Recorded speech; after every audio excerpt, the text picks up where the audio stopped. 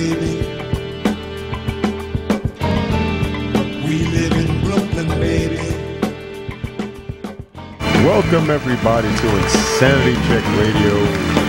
Skillet Sauce, Ken and 8 over there on the boards. And what is today's date, man? You know, I really, you know, it just seems funny that I always default to you, but I really don't know what the fucking date is half the time. Well, it just happens to be February 11th. Oh, okay. Oh. In 3 days will be Valentine's Day. Does anybody have a special Valentine that they're going to be sending chocolates and flowers and anything to? I got bad. Eight, how many bitches do you have to send flowers to during Valentine's Day? No, I don't send out any Valentines. I don't do that. I haven't done that in years. But I do plan on seeing a few of my bitches though this weekend. Shout out to y'all. I got bad Valentine's Day memories and shit, so I don't celebrate this thing. So fuck Valentine's Day. That's a shame. You think Michael Sam will be getting any special Valentine's Day? I should hope so. I mean, I'm pretty sure a lot of people he dealt with is probably coming out of the woodworks because they feel like, you know, this dude is he's going to be able to monetize the situation one way or the other. They said he might be a third rounder. For all you people that don't know what we're talking about a college student that's prospected to go into the third round by the name of Michael Sam. Probably the first noteworthy athlete to come out as gay. Yeah, because all the other people, they came out after the fact, or they weren't currently on a team. But this guy, they were washed up. They were washed up, or something like. This guy is, like I said, they figure he's going to be a low third rounder or possibly a high fourth rounder. But whatever he's going to be, they feel that he's definitely going to be on someone's roster for the 2014 season, and if he's lucky, the 2015 postseason. So. So his name is Michael Sam, and I think this situation, because I really I wasn't really paying attention to this too much until I forgot. I turned on some show. I think it was First Take or something. That's all he was talking about, and just keep talking about it. I'm like, I don't watch college sports, especially football. I just don't like the product. But I think this has brought up a bunch of interesting observations. And in some aspects, it shines a really bad mirror on society, but probably not in the way that I think most people think. Because my take on this whole thing is it's going to challenge whether or not people are accepting of the athletes of the NFL and the administrations of the NFL. If people will be accepting of these guys if they're not politically correct. If they, exhibit some concerns, because it was one of the concerns that I thought about, that most people, I won't say most, I don't know what's been out there, I don't follow anything on Twitter, but most of the stuff that people say were like, the whole locker room scenario. If I'm taking a shower and Duke is over there, looking at me, he might be just signaling to me that I might got a fucking the shampoo behind me, and he wants the shampoo. He's like doing the come hither shit, and somebody might misunderstand that, like, they're gonna feel awkward. But my thing was the type of banter that goes on in a locker room, and the type of communication and stuff that just use. If you look at the SD World Vision Studio where we are now, the things that 8 and I say to one another. If let's say we had a camera person that was a homosexual, I would feel uncomfortable being myself and telling the types of jokes, because now I'm going to be overly sensitive to, this person be sensitive. What am I, if the joke that I'm making or Ada is making towards me, is this now seen as like a sexual harassment workplace scenario, where, by me telling him something, or he putting on the thing, he was a disco dancer. Exactly. What is that supposed to mean? Is all homosexuals disco? So it totally excuse that. And it's like, how do people present that in this PC world without being ostracized themselves? Now, are you talking about, so are you talking about, are his teammates going to do that, or what will outsiders think if his teammates do that.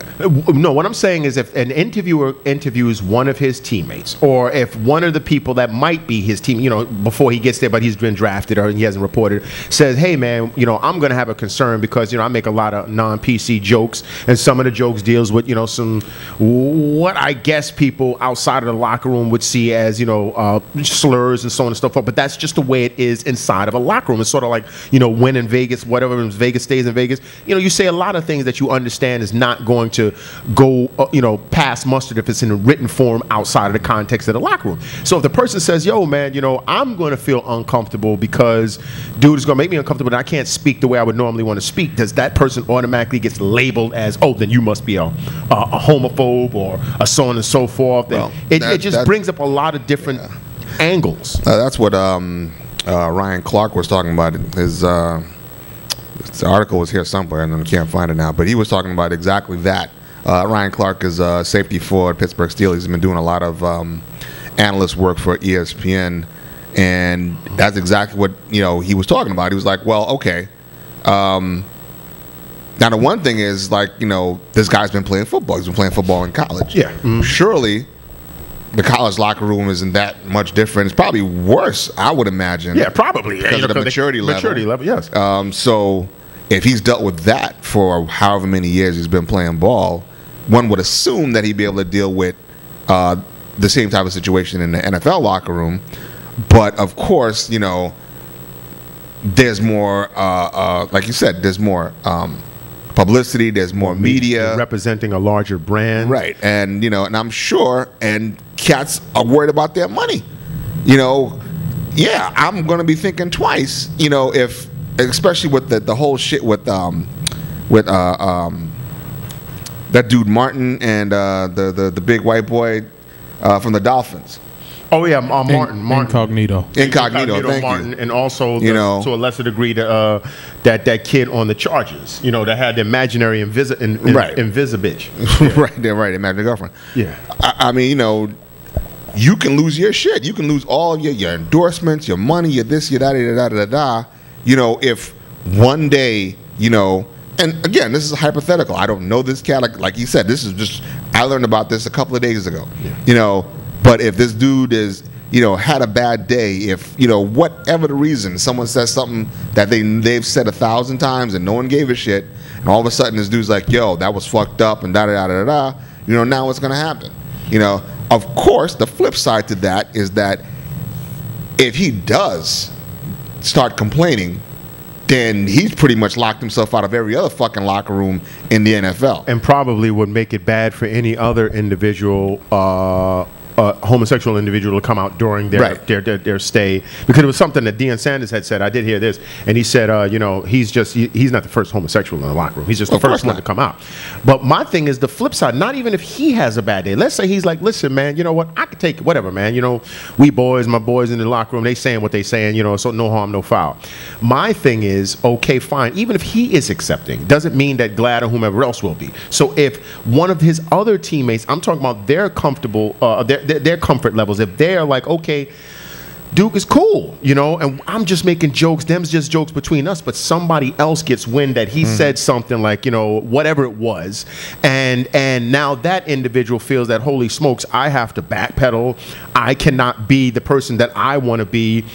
And even if this particular individual is cool, it doesn't matter, because once it gets out there, the world will see it, and this reminds me of, because I understand there was some backlash to somebody that had brought this up, and immediately, how people get all sorts of courage behind keyboards and Twitter, whatever, and they started flaming. I forgot which, it was some NFL dude. I think it was one of the Saints, and they started flash firing this dude up. Oh, was it? It was Vilma. Yes, was it Vilma? Yes, something. And what he said wasn't necessarily bad. It was he was expressing his feeling. And if you cannot express your feeling, because unless which you can't.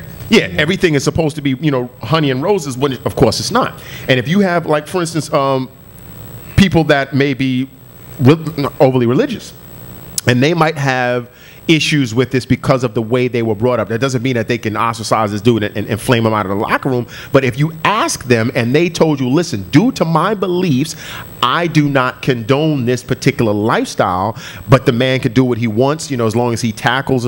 Just by saying, that I don't condone it because of my religious beliefs, people can attack that person. They have been attacked. Yeah. What's the name of the dude from the NBA? The light-skinned dude with the red hair. Yeah. Mm-hmm. Yeah, I mean, and so I'm like, yo, if you are not allowed to express yourself, this issue will never get resolved and never go away. And I thought of an analogy, when Harry Met Sally. I remember when that movie first came out. I think it was when Harry Met Sally. What was the one with Meg Ryan and Billy Crystal inside the cafe, and she was pretending to have an orgasm? And that was the film? I don't know, man. You say it, but you just don't know. But I get confused with that one and the You Got Mail, because that broad was in a whole bunch of shit back in those days. But in any case, and she had the famous, fake orgasm situation. And I always thought, well, why would a person ever do that? Because you'll never get anywhere. You'll never grow, because if the other person thinks that everything is A-okay, they're not going to change, and then you're just going to suffer and have to fake it. If they don't allow people to voice their opinions on this situation in a respectful but honest way, you'll never get any kind of true clarity in this situation. Yeah, no kidding. And I think the problem is because society has been so full of bitch-assery that you can't, and this whole PC political correct, I gotta worry about the bottom line and the dollar and the sponsors and everybody else, that you can't be a real human anymore. But it's also that, not just that, but it's the whole thing is if you talk about this stuff, it's always like, oh, you're giving a license for the worst possible thing. Yeah, the worst possible scenario. And again, I don't know how many times on the show we've said, we're, have nothing against homosexuals. They can get married. People should leave them the fuck alone. Mind their damn business. Let these people live their lives. But I'm going to lie and say, oh, yeah, we never make gay jokes. Of course we do. I mean, if you've watched the show, you hear all of the kind of ridiculousness, that we say amongst ourselves. And, it is what it is. Does it mean that it's right and what I necessarily want somebody in a professional environment to go out there and speak like that? No, that is the relaxed nature of this show, and we're all understanding. But the whole thing is, again, but it's all about, again, catering to the lowest common denominator, the stupidest, most ignorant, most vile person in this fucking country. We have to protect against them.